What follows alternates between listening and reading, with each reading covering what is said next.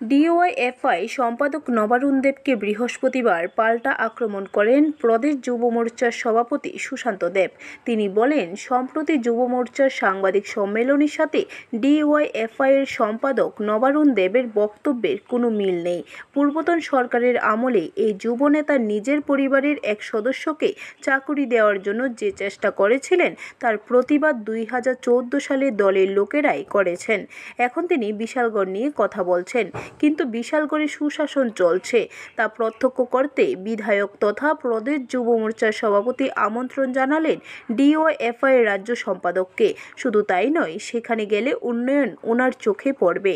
কিন্তু তাদের সরকার থাকাকালীন সময়ে রাজ্যে নেশা শিল্প হয়ে উঠেছিল ত্রিপুরার জন্য। শুধু তাই নয়, রাজ্যের যুবকদের বিপথে পরিচালনা করেছিল তৎকালীন সরকার।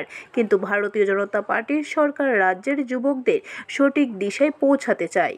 অ্যাকচুয়ালি বক্তব্যের জন্য অনেক কিছু বক্তব্য দেওয়া যায়। যেই তথাকথিত স্বঘোষিত যুবনেতা মিডিয়ার সামনে বক্তব্য দিয়েছে, আমাদের প্রেস কনফারেন্সের সঙ্গে ওনাদের বক্তব্যের কোনো মিল নেই। তার পাশাপাশি ওই যুবনেতা নিজের পরিবারকে চাকরি দেওয়ার জন্য যে একটা অপচেষ্টা করেছিল, সেটার প্রতিবাদ 2014 সনে কিন্তু ওই দলের পার্টির ছাত্র যুব সংগঠনের নেতৃত্বরাও করেছে। এটা আপনাদের সংবাদ মাধ্যমে আমরা পেয়েছি, এটার কপি আপনাদেরকে দিয়ে দেব। এবার বিষয়টা হলো, আমাদের সরকার আমাদের যুব সংগঠন যুবকদেরকে সঠিক একটা দিশা দেখাতে চায়।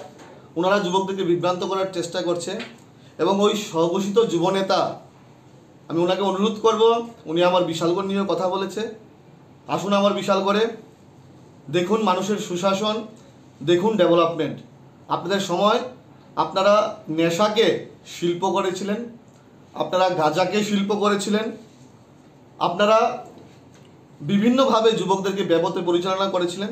আর আমরা যুবকদেরকে সঠিক দিশা, সঠিক লক্ষ্যে পৌঁছাতে চাই এবং ওই যুবনেতাকে আমি চ্যালেঞ্জ করব, আপনি গোটা রাজ্যে ঘুরুন। যুব সম্প্রদায় ভারতীয় জনতা পার্টির পক্ষে আছে, যুব সম্প্রদায় যুবকদের পক্ষে আছে এবং ওনারা মাটির ভিত হারিয়ে ফেলেছে, তাই বলে আবোল তাবোল কথা বলছে। আমরা সাংগঠনিকভাবে মজবুত আছি, আমাদের সরকার যুবকদের জন্য সঠিক দিশা দেখানোর জন্য কাজ করে। ব্যুরো রিপোর্ট, খবর ত্রিপুরা।